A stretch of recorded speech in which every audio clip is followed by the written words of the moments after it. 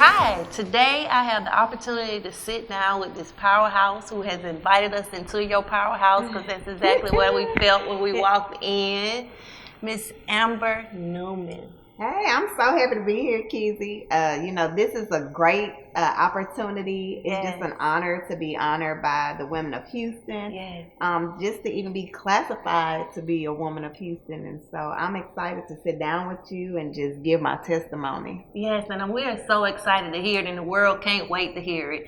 Your empowerment, being the first Black woman to be CEO of the Boys and Girls Club in Brazoria County. Yes. Look, I'm coming from Atlanta, but I heard about Brazoria County, so how you pulled that off?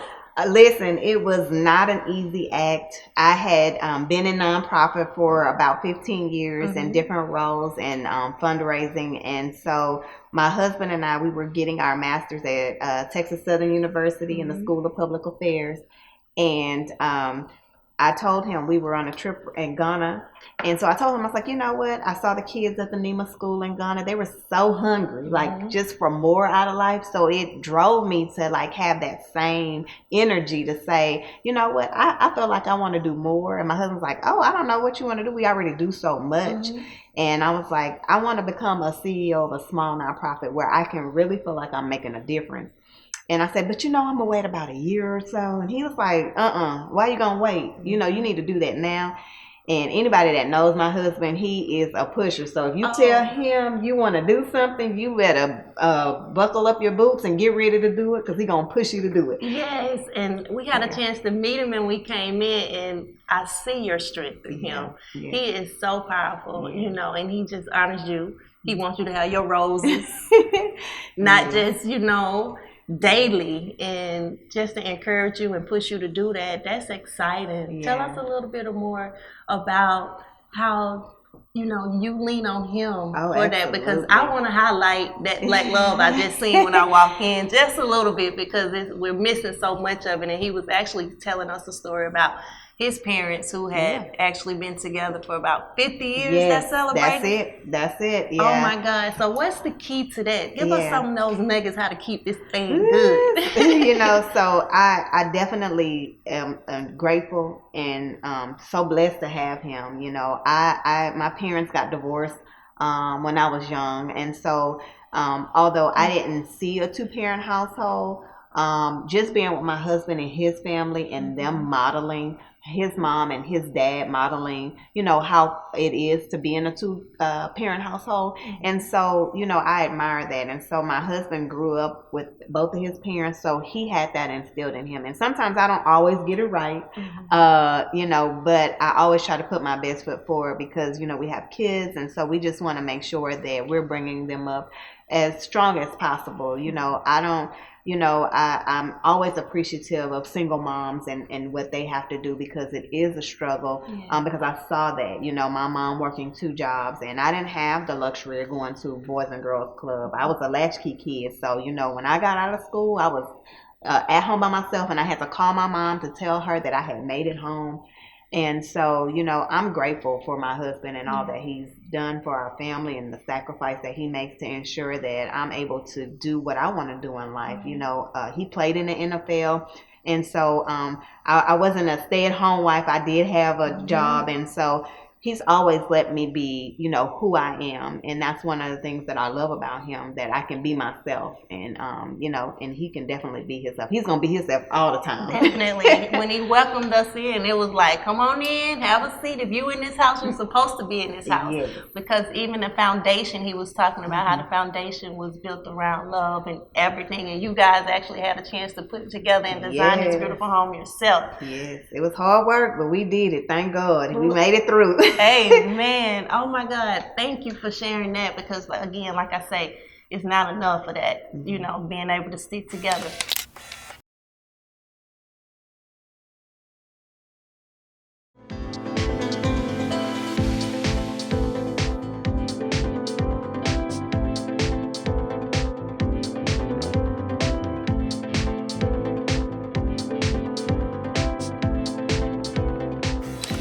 I was so excited about having this interview with you because as I was reading your story, you made a comment about people say that it's lonely at the top. Yes. But you came in and said it's only lonely when you don't allow others to go up with you. Yes. Yes. Talk about that a little bit. Can you please get a word a little bit about don't throw everybody away? Yeah. Because I have this thing where I say it's no such thing as wrong people, maybe just wrong positions. Right. You know, that's true. Because if we threw everybody away, we wouldn't get nothing done. So, yeah, you know, that actually came from one of my old supervisors at the Houston Food Bank. And, you know, right when I was telling her that I was stepping into this role as CEO of the Boys and Girls Club of Brazoria County, she gave me a word of advice. And so she told me, she said, yeah, I'll tell you, it's lonely at the top. And that kind of stuck with me in going into my new role. And one of the things is I evaluated like my old supervisors who I used to love working for. And of course, you're not going to love everybody you work for, but I had some great supervisors along the way that I just took what I loved about them. And I said, hey, you know what? I love that they made me feel like they cared about me as a team member. And then I even looked at past supervisors that maybe I didn't always agree with how they went about things, but I looked at it and looked at myself and said, you know what, why were they like that with me? And just kind of held the mirror to myself so I could try to work on things to make myself become better as a leader for my organization and my team. And so I have an open door policy with my team. They know they can always come in and talk. Sometimes it can be overwhelming because, you know, it's like kids. They want to kind of tell everything. And so, but this year, well, actually last year was the first year that I was able to actually implement a leadership team. And I will say I'm very proud of this. And it was not on purpose that this happened, but I have a all-female leadership team. And that is just really powerful. It's really, really powerful just to say from where our organization went, has been and where we're going. It says a lot. We are really just driving the organization to become better so that we're able to serve as many kids as possible, especially throughout our county. There's a lot of rural pockets within our county. And so the thing about it is we want to create these opportunities for them that they wouldn't otherwise have. And so we're you know, have been blessed. We, you know, as an organization, we're actually building 2 teen centers in our organization. And so we'll have a great place for teens to come, a safe place for teens to come. We know what happened in Uvalde with that situation. And I remember someone sent me on CNN, one of the commentators was saying that maybe if the person had Boys and Girls Club, that this could have stopped or prevented the situation. And like I told the person that sent it to me, I don't know if it would have prevented, but it definitely would have raised enough red flags with adults, caring adults, that we probably could have got that person the help that they probably needed. And so that's the goal. We know that we can't stop everything, but the goal is to try to help to get the kids on the right path so that they're able to make those right decisions and building their character in a way. And that is very, very important. And that is something huge. Over 1,000 kids you're servicing already. How many counties? We have 20 clubs throughout our county. Okay. And so we serve over 1,000 kids every day. And so we are in our last week of summer camp this week. Thank God.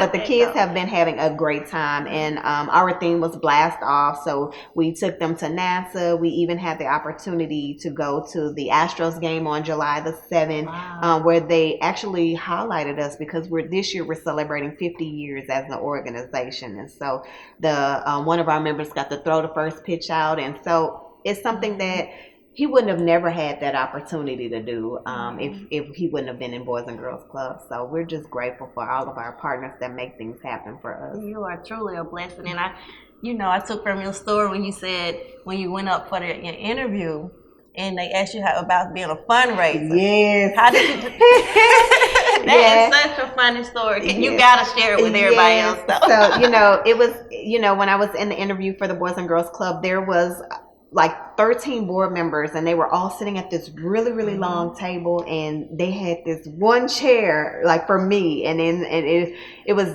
you know, just a little overwhelming, but I'm a person, I just try to like roll with the punches. So they asked me how's my fundraising, and so just to kind of like break the tension up in the room, I just kind of candidly said, well, you know, I have a great person that we can definitely ask, and that would be my dad, because he can tell you that I'm always asking him for money and he's giving it to me. So it's so funny. So they just kind of laughed about it, and you know, that kind of broke it up. But then I truthfully answered it after that. But you know, that just kind of just break the tension up a little bit. To show that you can still be human. Everything don't have to be so serious. Right. Even when you got 13 people looking at you, and you know they got you under the microscope because you first Black woman. Brazoria County, so you know they looking and looking and looking, and to break that ice and let them know, you know what, it's okay. It's okay to be human. It's okay to laugh. You know, it won't have to be and smile, because you have such a beautiful smile. It just lights up the room. That would have did it within itself.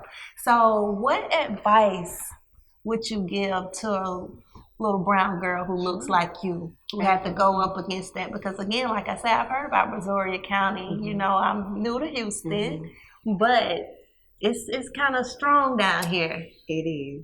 We do have you know, a great representation, but not enough. And so what I would definitely tell a young lady, because I'm raising a young lady, you know, that you just always have to put your best foot forward. You may not always get it right, because no one is perfect. But just as long as you're trying to put your best foot forward, that's what matters. And if you do things with integrity, that's the other thing that matters. Because all you have is your word and your name. And so, you know, we tell them all the time. And so the young ladies that are coming up in this generation, everything is so fast paced. And, and me and my husband, we talk about this all the time. You know, when we grew up, we went to Astroworld. Like, our parents literally like dropped us off to Astroworld, and we would be there all day. And, you know, we would just hang out, and things would not happen. But now there's really not a lot for kids to do. And so, you know, there's great organizations like Jack and Jill for things to put young ladies in, so that they can kind of get that empowerment, so believe in themselves. They get, you know, the structure that they need to help them to become the next generation of these top leaders that we need them to be. And so, you know, for me, I just think that telling them it's okay to make mistakes. Just put your best foot forward. And then having that opportunity and that door for them to come and fall in your arms, you know, for that is so powerful.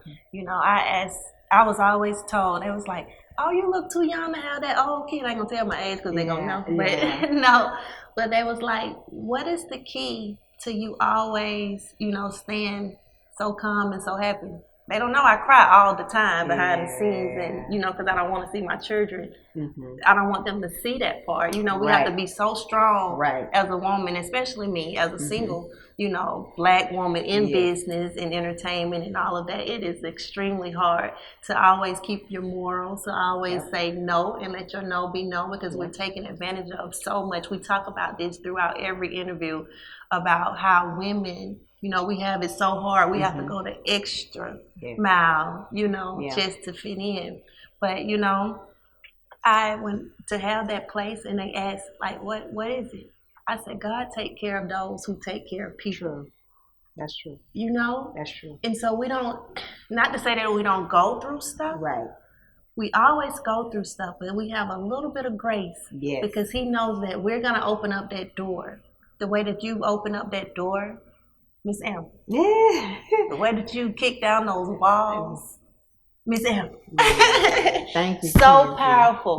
So powerful. And I'm so honored. And that's why we're honoring you as one of the most powerful women in Houston, who's doing your thing in the community, in the home, you know, everywhere around, even embracing me, you know, just getting here. I didn't just come in and meet Miss Amber, I met my sister. And that's what this journey has been about. So each one reach one. And you're reaching the thousands of them.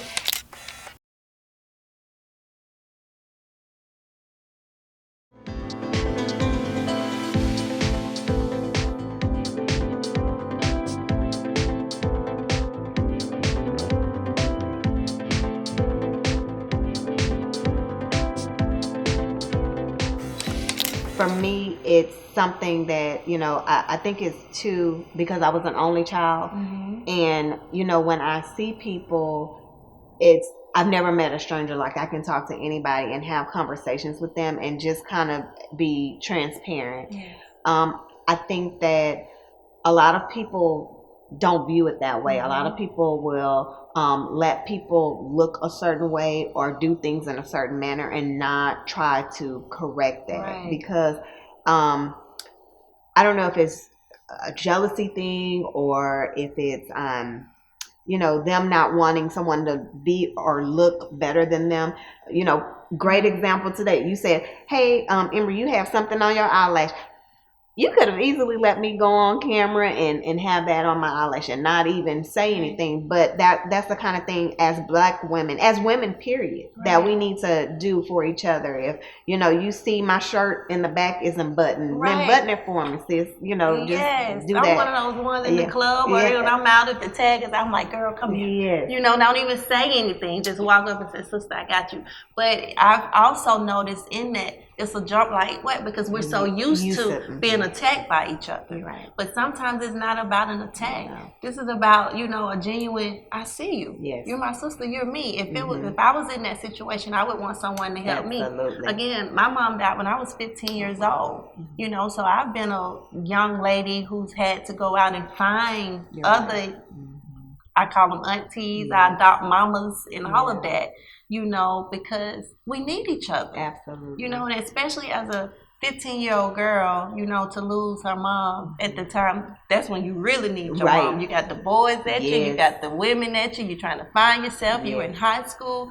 So for when you said a minute ago that you was doing the teen center, it just leaped my belly. My belly leaped for that because it is so needed. Even then, I go through life, even now, and I think that I still may have some traumas because I didn't get the counseling that I needed. I had to immediately go in to start being an adult, because losing my mom at 15, then having my own child at 17 right out of high school, having to be a mother who didn't have a mother, but had I had a boys and girls club to go to. They had a sister like you behind the walls that say, this is, come in, And that's why you're being honored. Because you are who you are. And I see you, and now the world sees you. And, again, like your husband said, get your roses, girl. The roses are so pretty. I was like, oh, my God, are they real? Yes, they are real. And that's what we want to do. We want to make sure that you get your roses now, when you can smell them. I'm definitely happy. I'm definitely happy and grateful. And, and you bring up a great point, we don't know people's story and we don't know what people are going through. And so just sitting down with other women and having these conversations, and even you sharing your testimony about losing your mom, there are so many other young girls that are being maybe raised with the grandparents because they've lost their mom or they've lost their dad. We went to Worthing High School, and a lot of the kids that we went to Worthing with grew up with their grandparents. Maybe the mom passed away or maybe was in jail or, whatever reason. And so it's just having those conversations with other women as to how can we pour into each other, like, now with our youth, and with our group, what we do, we have these conversations with kids. Kids open up to us because they trust us, because they're with us a lot. And so we have these conversations with our youth. We, definitely partner with other partners, like Youth and Family Services that give free counseling to our kids that go through things. And so, it's, for us, it's finding the right resources to help. And as women, if we could just be a resource to each other, that would go a long way. A long way, because we're so powerful. We rock the world. Yes. Beyonce said best. Yes. We run the world. And the hand that rocks the cradle is the hand that rules the world. And when women are strong, the world is strong. Absolutely. And when we are together, we're even stronger together, a force to be reckoned with. You better let a man come in the house and a bunch of women in there, he don't mess up. He's just going to walk out and close the door. Yes. Because it's like, I don't want to see sister, auntie, and grandmama with this tension because, we definitely set the atmosphere. Right. We set the zone for the home. And even in the workplace and everything else that I've learned, and that's why this, category of honoring and empowering, it's so needed. It's so needed for you to know that it's women out here who need you and who recognize you and that your work isn't in vain. And we appreciate you and we thank you so much. So what can we expect from you next, Ms. Oh, goodness. Because I know you're doing a lot. We're doing a lot. We have a lot going on. We got the 2 teen centers. One is going to be in the Manville area. One is going to be in the Clute area. My family, personally, we're working on a project with Worthing High School. We're actually working on helping them to get another football field. Cliff Branch was an alumni of Worthing High School. He's been inducted into the Hall of Fame, and so we're going to be working on helping to get them a football field. One of the reasons why we're working on that is, number one, it's needed for the high school. But then the other thing is there are a lot of Little League teams around there, as well as track clubs around there. And so that'll be a safe place for kids to be able to go. So they can practice, Little League, they can practice track and summer track and those sort of things. And so we've already worked to help to get the band to be able to play, the Worthing High School band to play in the Hall of Fame parade. And so the next step is to try to get those dollars for them to redo that field. Right, and you miss fundraisers, so we know you're going to... I'm going to be asking for money now. If you see me in the streets, I'm going to be asking for money to help with that cause. Right, and it's such a powerful cause, and wherever God leads, He feeds, so it's coming. It's coming. It's coming. Yes. So we cannot wait to, see all that comes from this powerhouse that invited us into her powerhouse. Can I come back? You can definitely come back. I would definitely love to come back. I honor you. I thank you. And I commend you for all that you've done. And we look so forward to just the little girls and the seeds that you're planting now. We're looking for that harvest and that manifestation that comes between that, because you can't be touched by you and not grow. Yeah. I see that. I got chills all over me just, being in your presence. So you cannot be touched by you and not grow. So. Well, I appreciate you, Kizzy. I coined this. This is Conversations with Kizzy. So I'm just grateful for the opportunity. I'm, really honored to be honored and recognized in this way. And so I just hope that this in turn helps others to be able to empower more, so that we're empowering our whole community, our whole city. And so like you said, reach one to teach one. And so if we all just teach somebody, then it'll be a large impact for our community. Wow.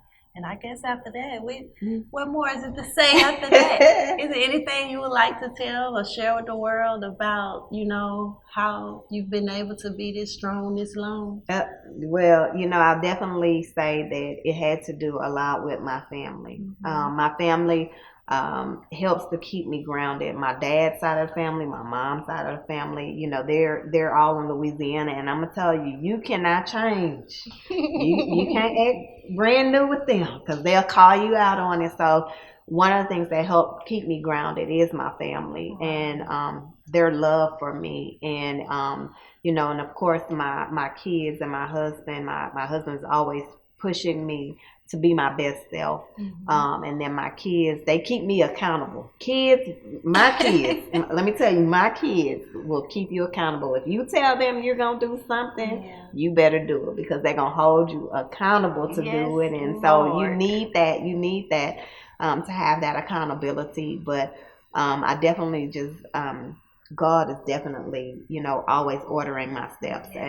I will not move until I know that this is where God has for me. I was sharing that story with you all before the interview, as to I had only applied for 2 jobs, and both jobs were in Brazoria County. Wow. And I said, okay, well, clearly I'm supposed to be in Brazoria County. Yeah. And so, one of the things is I'm here, and I am making a difference, but I'm not just making a difference in Brazoria County. I'm still giving back to the Houston community, because that's where I'm a product of Houston Independent School District. And, just looking at my life, and because I came from my parents getting divorced, I'm not supposed to be here, because the statistics and the odds were against me, a girl growing up in a single parent household, going to Fleming Middle School in Fifth Ward, Texas, going to Worthing High School in Sunnyside, Texas, to end up here where I am. And they were stacked against me, but God had other plans for me in my life. And so there was adversity, but thank God that I made it through. Even when I went to college at Dillard University, I'm grateful for that opportunity. I spent a lot of time. I tell people it took me 5 years to graduate college because my first year I was on Bourbon and Canal, but God, brought me through. And so right? I did graduate, but I did graduate with my master's from Texas Southern on time. It didn't take me.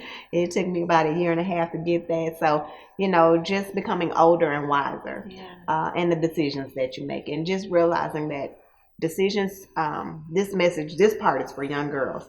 The decisions that you make now, no matter how old you are, if you're, 13, 14, 15, the decisions that you make now affect you later on.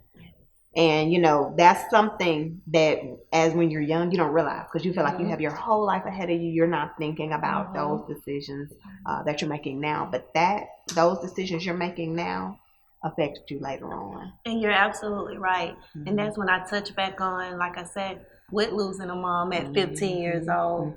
Some of the decisions and some of the things that I had to learn to do on my own because I didn't have a Boys and Girls Club to go to. I didn't have a you behind the desk that I could just close the door. I had life in front of me that I had to just go live.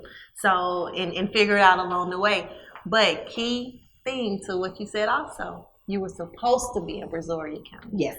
I was supposed to walk that walk. Yes. Because had I not walked that walk, I wouldn't have walked it to you. Exactly. So I thank you so much. The city of Houston thanks you so much. We cannot wait to sit down with you again and also to honor you. I cannot wait to see you in all your white. You already like an angel. Thank you, kids. Thank you. But thank you for taking the time, and then thank you for inviting us into your home. And all I can say is I love you and I see you, sis. Do your thing. Thank you, Kizzy. I just appreciate you in this conversation. It was so great. Yes, absolutely. Thank you. We have just sat down with Miss Amber Newman, CEO, Boys and Girls Club of Brazoria County, doing so much stuff. Powerhouse. And we're so honored to honor you, and we cannot wait. Yes, and you guys can follow me on my social media at official Amber Newman. And to kind of keep up what I'm doing, so you won't get left behind. I know, because that train moving, honey. We all choo-choo all right out of here. Thanks.